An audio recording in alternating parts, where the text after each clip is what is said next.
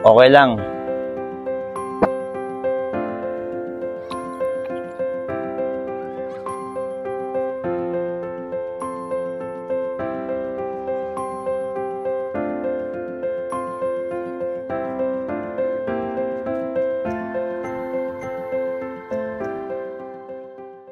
Bata pa lang ako na magkaroon ng ganitong kondisyon.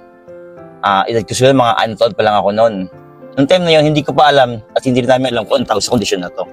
Ito pala yung natawag nilang Tourette syndrome. Isa siyang neurological condition kung saan yung mga taong may ganito ay may mga di mapigil na pagkalaw or mga involuntary movement. Nung kabataan ko, medyo syempre, hirap din ako makasalamuha sa mga kapwa ko bata.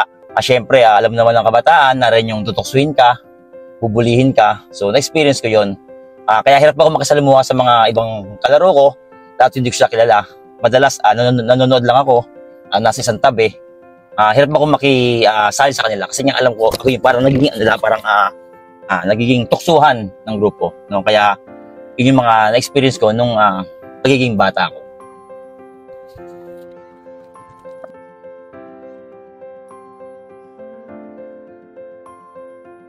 Syempre, hindi rin naman siya madali. Mahirap siya. Kumbaga parang mas mahirap kung hindi mo tatanggapin sa sarili mo na ganito ka. So nahirapan ako syempre nung time na yun, hindi ko pa alam yung condition ko. Hindi ko pa alam kung ano yung tawag dito. Wala akong tamang sagot sa mga nagtatanong sa akin. Tsaka syempre, yun nga, ang isa sa mga mahirap din ay yung pagkasalamuha mo sa ibang tao.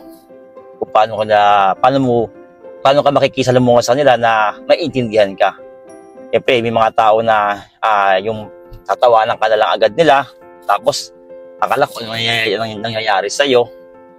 At isa pa, siyempre, yung sa pagharap ng trabaho, sobrang nahirapan din ako. Parang ito yung lagi na nakikita. Ay, hindi ka ba delikado? Ay, hindi naman po ma'am. Safe naman po kayo ma'am. Mayat din po. Ha? Dito na po talaga ma'am, may mga involuntary movement po ako, pero safe naman po. Ay, ayoko, natatakot ako. Huwag na lang, i-cancel mo lang. Walang kaso yan? Opo ma'am, ito may placard po ako. Patalan po ako ng driver po ma'am. Ay, wag na lang po. Oh? Wag na lang po, sorry po. Kakancel ko na lang dito.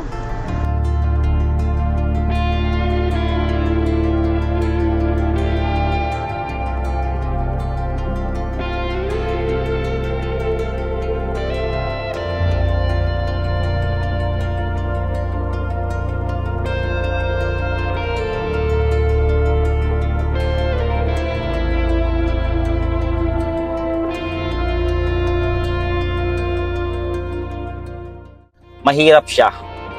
Lalo kung hindi mo tatanggapin sa sarili mo na ganyan ka. At mahirap siya kung hindi ka naiintindihan ng mga tao sa paligid mo. Ibang tao. Eh kung ikaw ayaw mong mahusgan, bakit ikaw gustong-gusto mong mahusgan ng tao? Ha? Tama po, Tay. Napakagaling nyo, Tay. Tay, maraming salamat sa sobrang yung naramdaman ko. Tay, pwede bang wahag lang ako sa iyo? Alang yan!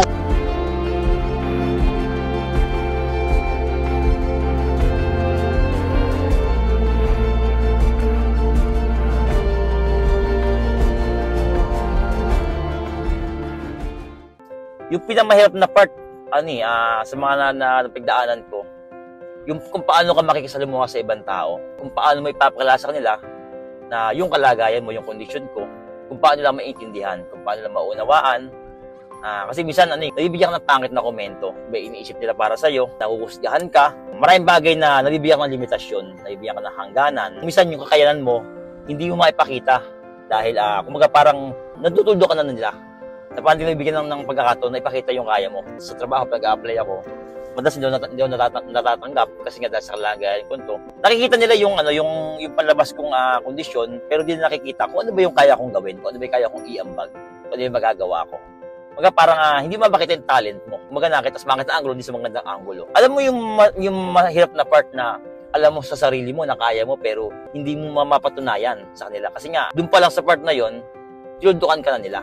Parang hindi ka pwede rito, hindi ka pwede dyan, try mo sa iba. Yung mga ganun pagkakataon na yung hindi maipilit yung kaya mong gawin, hindi maipakita. Hindi naman siguro lahat ng mga kagaya namin ay hindi magagawa yung magagawa ng iba. Lahat naman tayo may talento. Siguro kami rin, meron din akong kakayanan, may talento ko, na kaya ko rin iambag sa ating lipunan. So, yun lang naman kasi gusto mangyari ng kagaya ko, na yung bigyan kami ng pagkakataon, bigyan kami ng chance na ipakita ko yung kahit magagawa namin.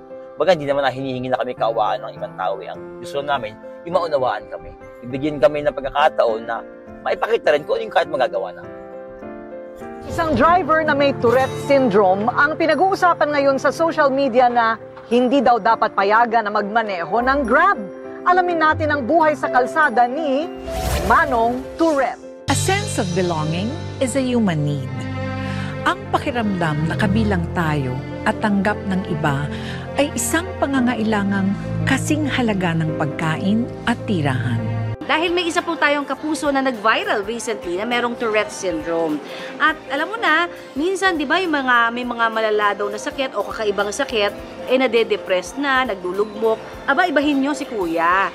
Dahil siya pa mismo ang nagbibigay sa atin ng lakas at inspirasyon, kaya ho siya nag-viral, ha? Unang-una, tinanggap ko sa sarili ko na ganito ako. Tinignan ko yung magandang angle ng buhay ko. Tumingin ako sa magandang bukas. Tingnan ko yung parang may magagawa ako. Hindi ako yung iniisip nyo na mahinang nila lang ako. Parang mas naging pursigido ako na ipakita ko yung kakayanan ko. Dahil siyempre, di ba nga, mas madalas nakakatanggap ako ng mga pangit na komento, na mga rejection. Kumbaga parang iniipon ko yun. Ginagamit ko siya pundasyon para mas maging malakas ako. Gusto ko ipakita sa mga tao na kahit ganito ako, meron akong kayang gawin, meron akong kayang iambag sa lipo natin, meron akong kayang ipakita. Doon ko siya sinimulan sa pagtanggap sa sarili ko. Binaliktad ko yung sitwasyon ng buhay ko. Doon ko sinimulan na tignan sarili ko sa isang magandang anggulo. Mga parang nakita nilang ganito ako baliktad tingin sa akin. So gusto ko ipakita sa kanila na mali yung isip sa akin. Gusto kong baliktarin yung sitwasyon. Gusto kong baliktarin na parang hindi ako yung tinitignan yung ganyan. Malakas ako at may magagawa ako. Tumingin ako sa magandang bukas, sa mga bagay na posibleng pwede kong gawin at sa mga bagay na magagawa ko. Sa mga bagay na pwede kong ipakita sa mga tao na kung ano yung kaya kong magagawa ko. Hindi lang bilang ako ng mga kagaya ko. Kumbaga parang gusto kong buksan ng kaisipan ng maraming tao na yung mga kagaya namin ay meron kaming kayang patunayan sa mundong ito. Mga pangit na komento na matatanggap ko, parang yun yung ginamit kong pundasyon para mas maging malakas ako. Inipon ko lahat yon, lahat ng rejection, lahat ng mga pangusap sa akin ng mga tao. So inipon ko yon. So inisip ko, hindi ako kailangan magpa-apekto sa sasabihin ng iba. Kailangan mas maging malakas ako habang binabato nila ako. Mas maging matibay ako habang nakatanggap ako ng mga pangit na komento, mga rejection. Kasi pag nagpatalo ako sa mga sinasabi nila, pag nagpataya ako sa sinasabi nila, ako rin naman yung may hirapan. Ako yung hindi makakaban. So ginawa ko, mas nagpatuloy ako. Mabante. Kasi parang iniisip ko balang araw, habang maabante ako, may mararating ako. Kaya doon ako mas naging malakas sa mga sinasabi ng iba, mga struggle ng buhay na pagdaanan ko. Yun ang ginagamit kong inspirasyon para mas maging matibay ako. At para ipakita sa mga tao kung ano yung kaya at magagawa ko.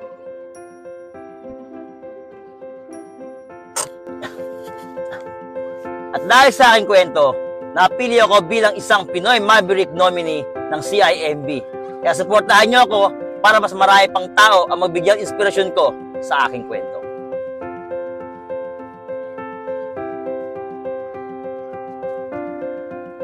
Ako si Marlon, may Tourette syndrome at ako isang driver.